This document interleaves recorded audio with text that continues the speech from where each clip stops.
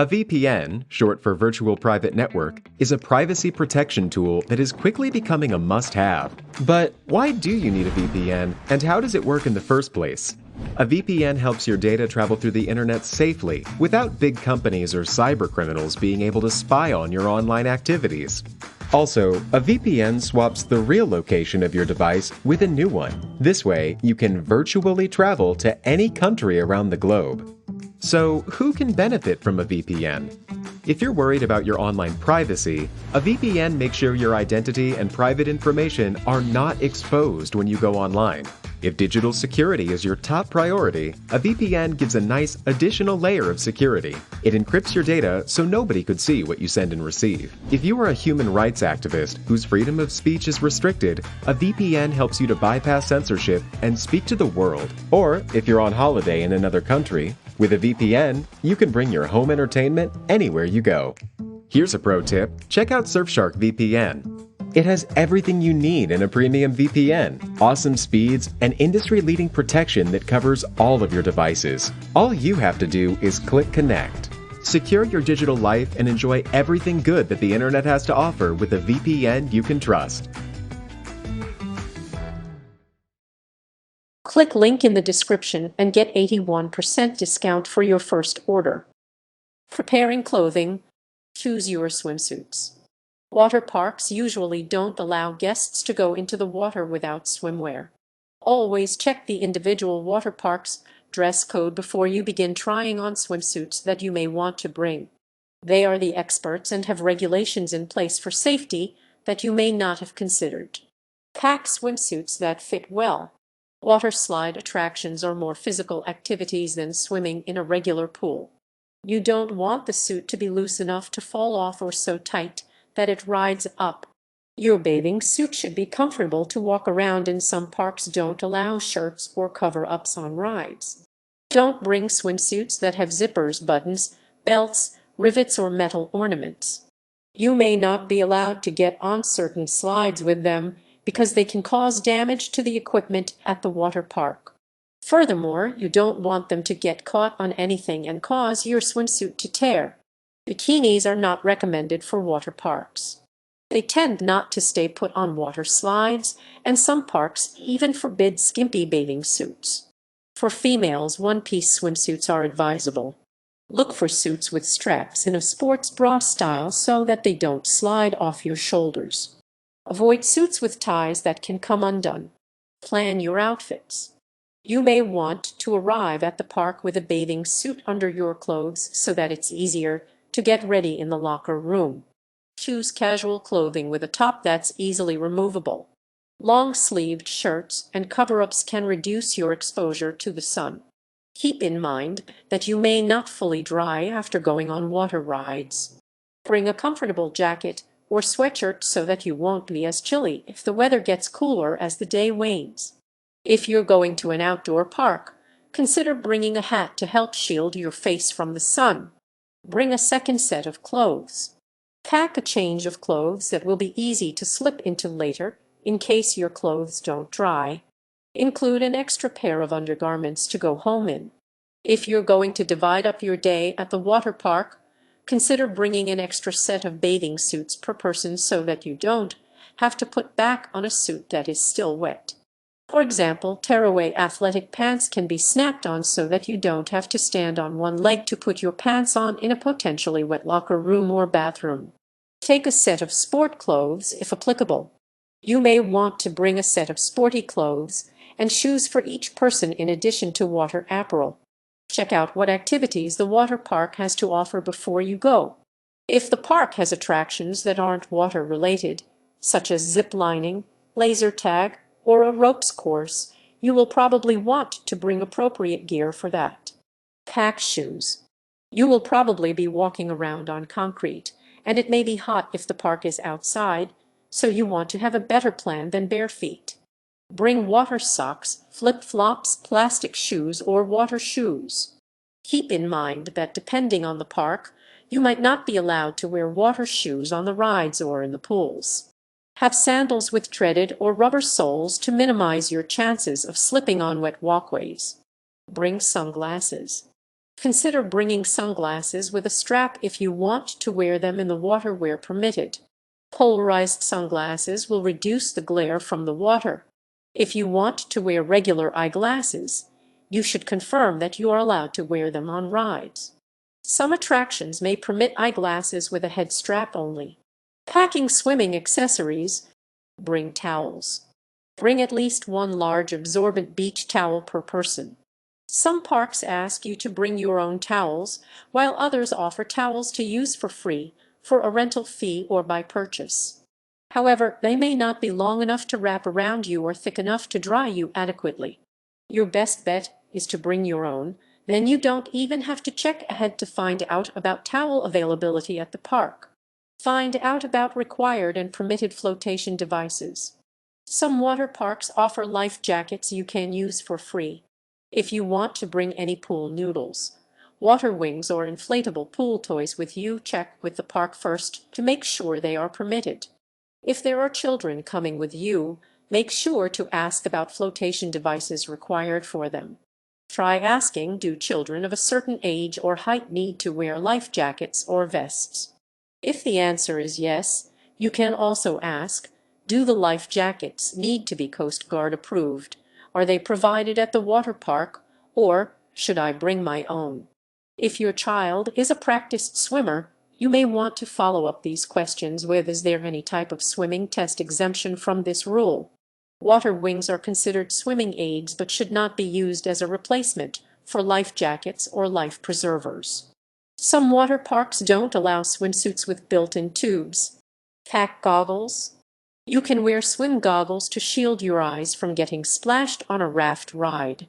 They are also great for using in wave pools. Mirrored, polarized, and photochromatic goggles are ideal for outdoor swimming in the sunshine, while goggles that are merely tinted will offer medium protection in the sun. Test the seal of your goggles by putting them over your eyes without strapping them on. Press the lenses gently towards your eyes. If the lenses maintain suction for a few seconds without you holding them into place, they will provide good protection against water leakage. Goggle straps are for keeping goggles on your head, not for keeping the seal suctioned. Make sure you can adjust the straps so that they stay put without being too loose or too tight. Packing personal items. Wear sunblock if the park is outside. Bring sunblock with an SPF of 30 to 45. Look for a broad-spectrum sunscreen so that it will protect you against both UVA and UVB rays from the sun. Choose a waterproof version. Apply your sunscreen a half hour before you will be outside, and bring it with you so that you can reapply it. Bring baby sunscreen if needed. Reapply your sunscreen every 2 hours at least. You should put sunblock on again after getting out of the water and drying off. Make sure to reapply sunblock after riding any water slides. Remember personal hygiene items. Water parks usually have showers in the locker rooms for washing chlorine off before you change into dry clothes. Consider bringing travel-sized body wash and shampoo. Chlorine dries out skin, so you might want to pack lotion to put on after you've dried off. Bring enough feminine care products for the length of your stay if needed. Other items you may want to bring are a hairbrush or comb, travel-sized conditioner, deodorant, and hair ties. Bring a beach bag or a backpack. A beach bag or backpack is handy for carrying around water shoes, sunscreen, snacks, and towels. Just don't overpack your bag with weighty items that may hurt your shoulders to carry around for long periods of time. You may want to bring a fanny pack with you as well. Pack a diaper bag. If you're traveling with a child who wears diapers, make sure to bring diapers specially made for swimming. These might be available at the water park you're going to, but it's much more economical to purchase them beforehand and bring them with you. Some parks may require wearers of swimming diapers to also wear swim pants. Other items you may want to pack in the diaper bag: wipes, diaper rash cream, changing pads, a bib, baby food and spoon bottle and nipples pacifier, formula, blanket, and bath toys. Find out if you can bring food and drinks. If you want to bring your own food and/or drinks, check with the water park ahead of time and see if you're allowed to do so. Ask if there are any regulations about what types of food or drinks you can bring and what containers they can be in. Most parks allow you to at least bring bottled water. Alternately, you might be able to bring empty water bottles to fill at water fountains inside the park. Consider bringing adult and kid-friendly snacks, if not meals as well. Bring napkins, paper plates, and appropriate eating utensils as needed. Consider putting food and drink in a cooler lined with ice packs. Plan to stay hydrated. This can help prevent motion sickness. Check what type of coolers, if any, are permitted at the park first. Some parks may not allow coolers or may allow soft foldable coolers only. If the water park doesn't allow food, find out if you can leave and re-enter the park without paying admission again. That way, you can still pack a cooler and eat your meal in the parking lot or a nearby picnic area instead. If you plan to do the latter, bring picnic items as well, such as a tablecloth and clips. If the water park doesn't allow food and you have dietary restrictions or are bringing an infant, find out if they make exceptions for such situations. Bring a stroller or wagon. Take a stroller with you if you have infants or toddlers. If not, consider bringing a wagon, whether you have children of age to be riding in one or not. You can use this as a handy way to cart around bags, souvenirs, a cooler, and more. You may want to check with the water park first to see if they have stroller or wagon rentals available and where strollers and wagons can be safely stowed while you're on a ride. Take motion sickness remedies. The motion of water and amusement park rides can cause uncomfortable motion sickness such as nausea, dizziness, and vertigo.